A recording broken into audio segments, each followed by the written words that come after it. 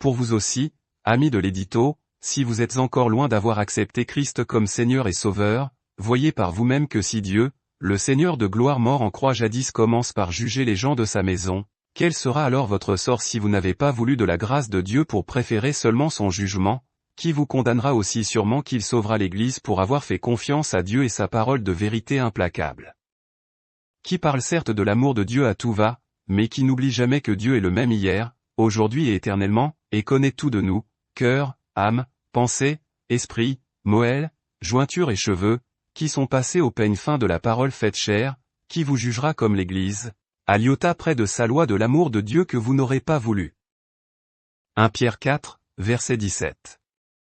Car c'est le moment où le jugement va commencer par la maison de Dieu.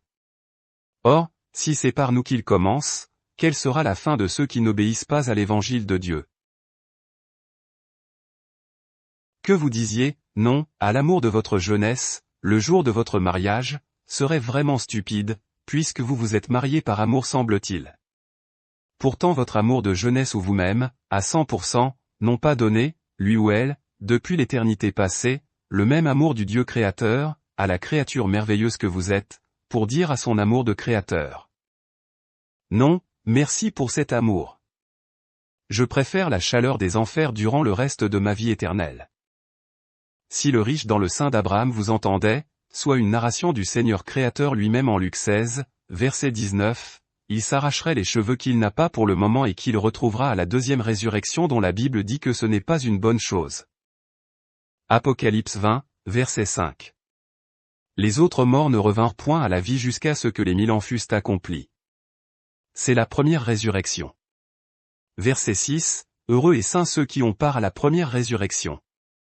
La seconde mort n'a point de pouvoir sur eux, mais ils seront sacrificateurs de Dieu et de Christ, et ils régneront avec lui pendant 1000 ans. Car le riche dirait en votre faveur. Luc 16, verset 28. Car j'ai 5 frères. C'est pour qu'il leur atteste ces choses, afin qu'ils ne viennent pas aussi dans ce lieu de tourment. Suivez le conseil de l'apôtre Paul, et du brigand que nous verrons un peu plus tard. 2 Corinthiens 5, verset 20.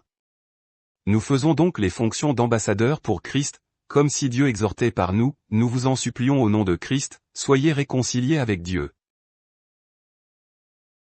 Jérémie 29, verset 13. Vous me chercherez, et vous me trouverez, si vous me cherchez de tout votre cœur. Luc 11, verset 9. Et moi, je vous dis, demandez, et l'on vous donnera, cherchez, et vous trouverez, frappez, et l'on vous ouvrira. Et c'est vrai que Dieu attend notre repentance de fils ou filles prodigues. Mais je vais vous donner un secret. C'est que les 2 versets ci-dessus, tout comme celui-ci de Romains chapitre 3 et verset 23, ne sont absolument pas destinés en premier à ceux qui ne croient pas en Dieu, diraient les Anglais. Never, really never. Jérémie 29, verset 13 est adressé aux fils Israël, et Luc 11, aux disciples d'antan, soit aujourd'hui, les 2 derniers versets de la page précédente sont adressés tout spécialement à l'Église de Jésus-Christ qui a toujours besoin de se repentir de quelque chose qu'elle ne fait pas. Tout comme le prophète Jérémie, que nous avons souligné ci-dessus et qui s'adresse au « fils Israël », qui a besoin de revenir vers son Dieu qu'il boude comme un fils prodigue. Mais, vous pouvez les acquérir pour vous-même, et le prix de votre foi, Dieu vous accordant un regard particulier comme étant sur le chemin de la repentance, si ces 3 versets sont en votre cœur, âme, pensée pour trouver le cœur de Dieu qui vous aime depuis une éternité au moins. Psaume 90, verset 2. Avant que les montagnes fussent nées, et que tu eusses créé la terre et le monde, d'éternité en éternité tu es Dieu. Ne laissez pas l'avantage à Satan en disant « non » à l'Éternel. Car pour lui son destin est déjà tout tracé vers le cœur des enfers de la terre qui l'attendent pour le millénium et ensuite pour l'éternité. Ne choisissez pas son destin. Venez à Christ dès aujourd'hui.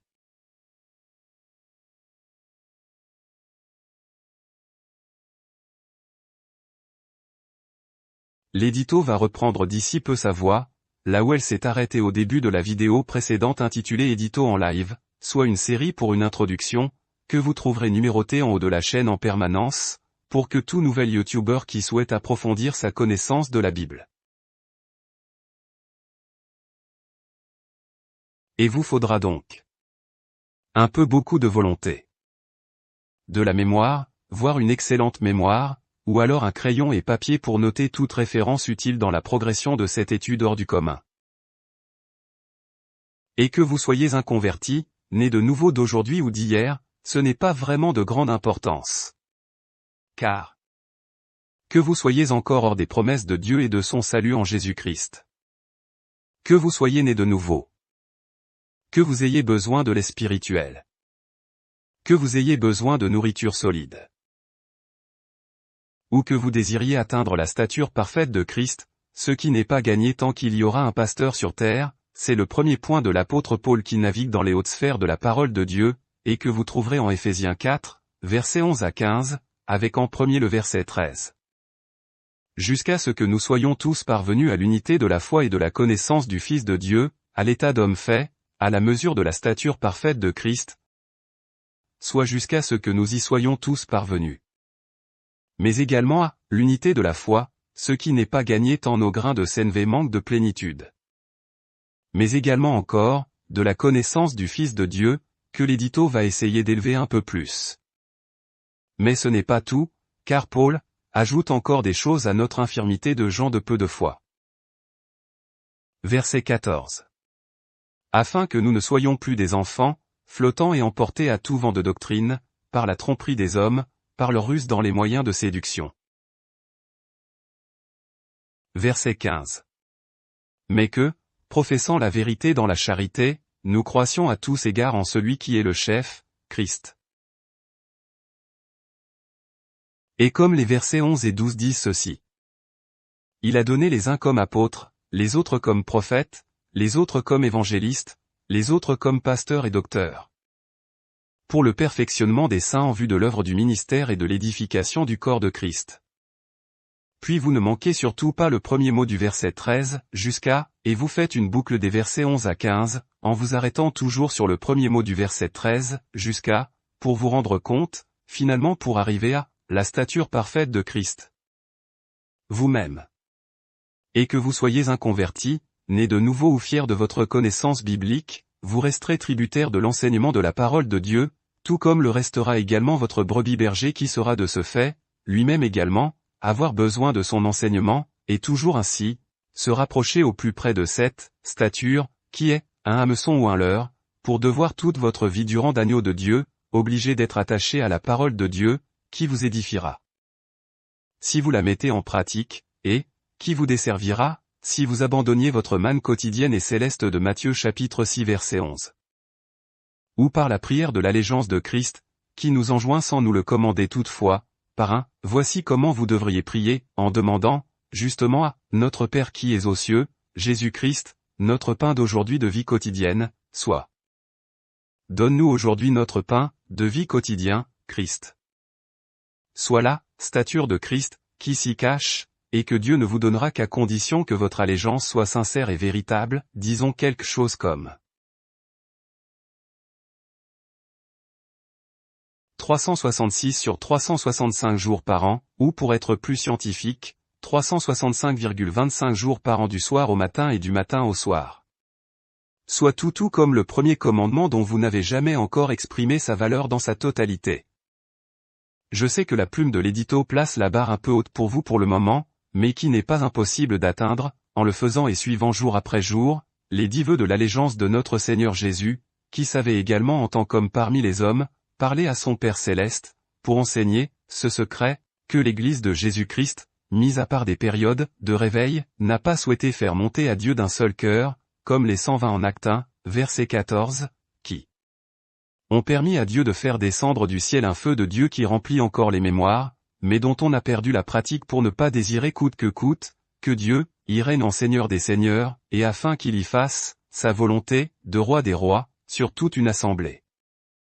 Je ne connais pas votre vie, ni votre vie chrétienne et votre attachement pour toujours être dans des dispositions à faire la volonté de Dieu dès que votre emploi du temps, sommeil, travail, famille et responsabilités diverses vous permettent de donner, les restes, de votre emploi du temps à notre Père qui est aux cieux et à notre Seigneur Jésus-Christ assis à sa droite, qui attend, singulier selon Jean 10, verset 30, de votre part, l'emploi du temps au grand complet d'un serviteur plein de vœux pour lui.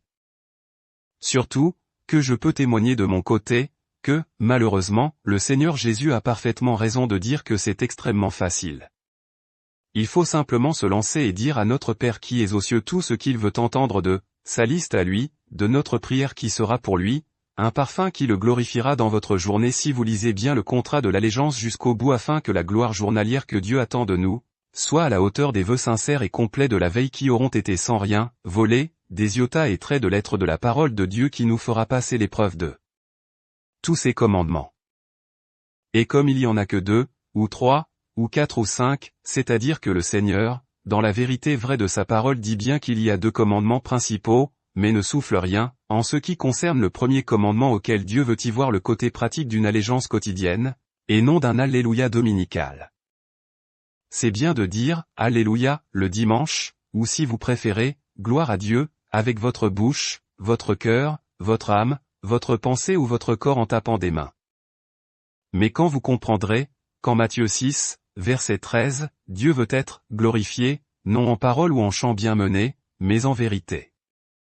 La vérité, d'avoir gardé les 10 vœux de l'allégeance pour mettre le premier commandement sur les hauteurs de notre vie, comme un temple offert à Dieu, avec le toutou de notre cœur, le toutou de notre âme, le toutou de notre pensée, le toutou de notre force dans ces 10 vœux auxquels Dieu y ajoutera le toutou de sa puissance du verset 13 en cas de nécessité afin qu'à la fin de notre journée, l'Éternel, le « Je suis le Dieu tout-puissant » puisse être glorifié par un sacrifice vivant, une pierre vivante de son temple qui l'honore, et sanctifie le nom de l'Éternel, non par des mots dans des prières et des actions de grâce que Dieu entendra également, mais qui ne remplaceront jamais notre obéissance à la parole de notre Seigneur Jésus-Christ, qui, jadis, sans même qu'on lui demande, et de façon tout à fait désinvolte, le déclarant entre la poire et le fromage, de son enseignement.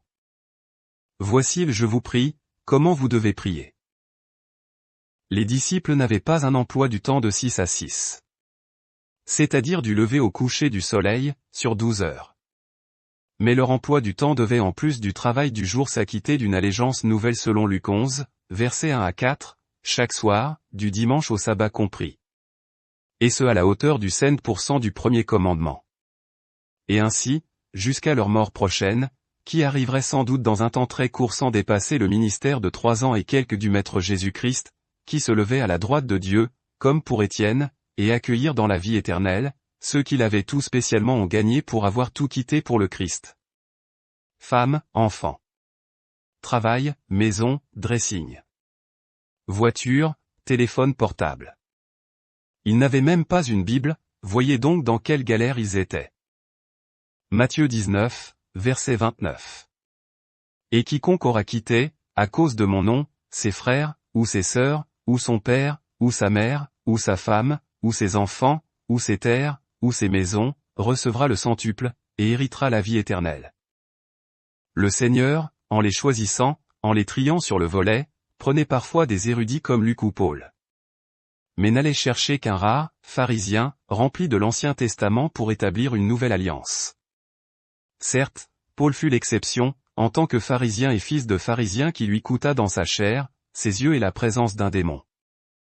Qui pourrait croire une pareille chose si l'intéressé lui-même n'en avait pas fait le témoignage? 2 Corinthiens 12, verset 7. Et pour que je ne sois pas enflé d'orgueil, à cause de l'excellence de ces révélations, il m'a été mis une écharpe dans la chair, un ange de Satan pour me souffleter et m'empêcher de m'enorgueillir. Ce qui réduit fortement les candidats à cette époque à vouloir vraiment être un disciple. Heureusement que Dieu a mis fin très vite à ce ministère.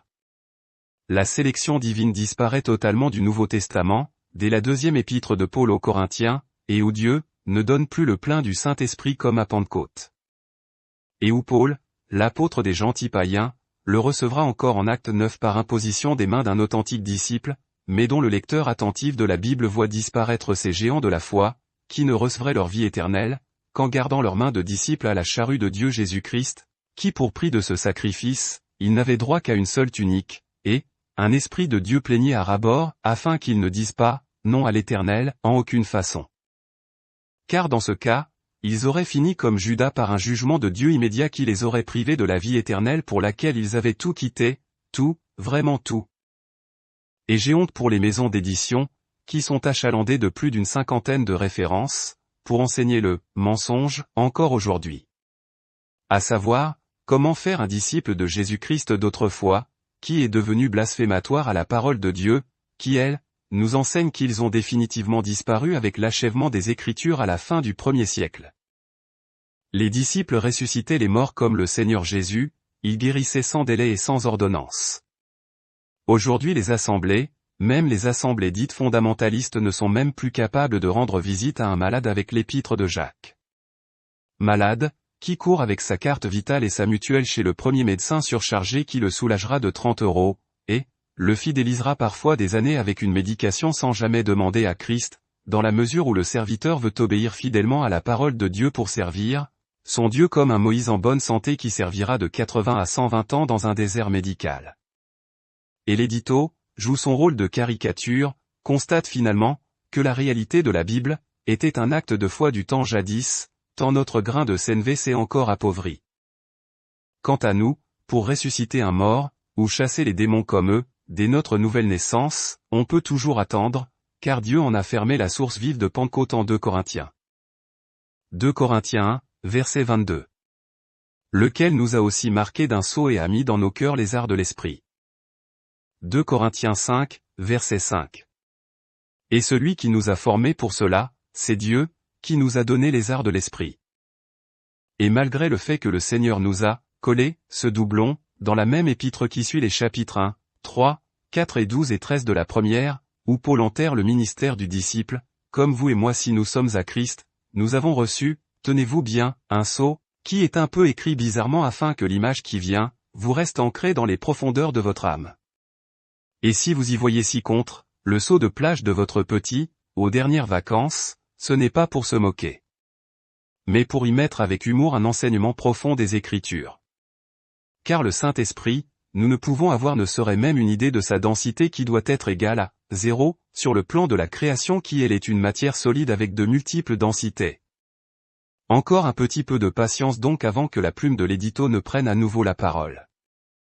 J'ai entendu beaucoup de choses comme n'étant pas la vérité sur un remplissage plénier qui garantirait à une assemblée par des dons comme un parler en langue mensonger, la plénitude d'un esprit, que le voudrait, sain et sauf, mais qui ne ressemble en rien à l'esprit plénier des Écritures qui faisant bien plus que parler de véritables autres langues de toutes les nations, comme Paul qui se vantait d'être au sommet de la refaire par Dieu, mais qui préférait dire une parole sensée plutôt que 10 insensées paroles dans une langue qu'il serait le seul à connaître dans l'assemblée.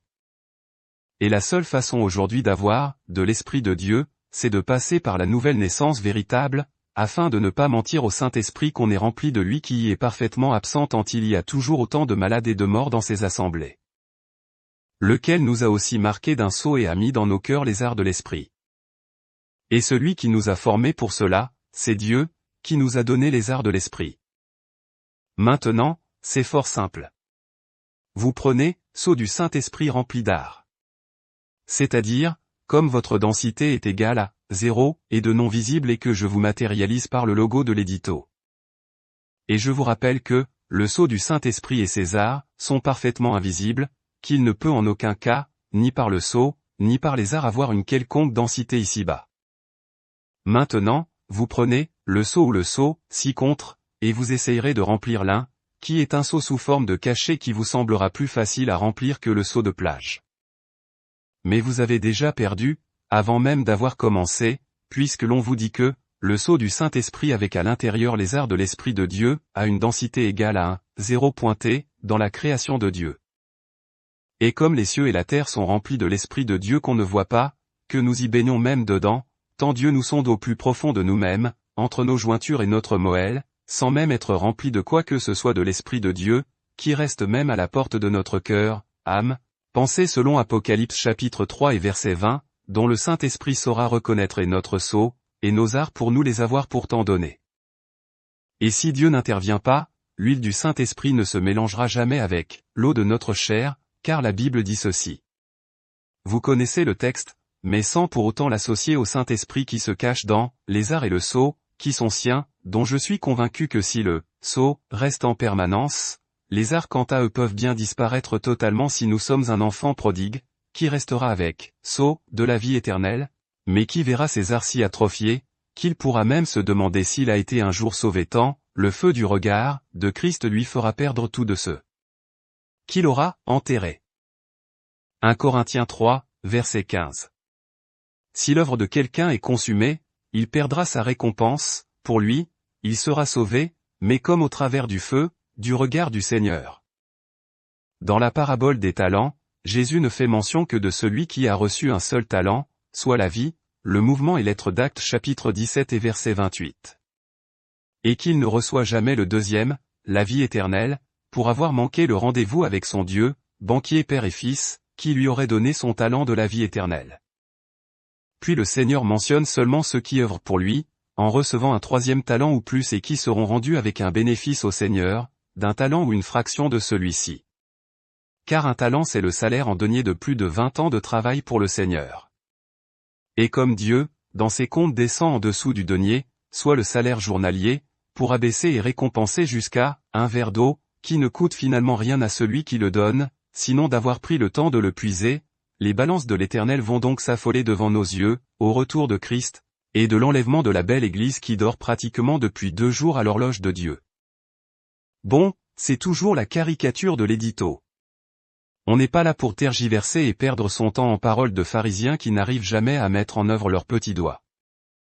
Si nous sommes des serviteurs zélés, le travers du feu du regard du Seigneur ne nous fera ni chaud ni froid, mais si nous avons enterré nos verres d'eau et services divers que le Seigneur déposait à la porte de notre cœur, âme, pensée, chaque jour de notre vie, et dont tous ces services sont devenus avec les années des mannes qui ont disparu de notre vie pour n'avoir pas été utilisés jour après jour, le Seigneur et sa parabole a déjà tranché, pour enrichir de dons ceux qui auront été sérieusement amoureux de leur Dieu pour se donner sérieusement à lui de tout leur cœur du premier commandement et du second qui lui est semblable, et qui devrait nous faire réagir, comme l'édito qui y a vu ce mot qui est devenu terrifiant finalement.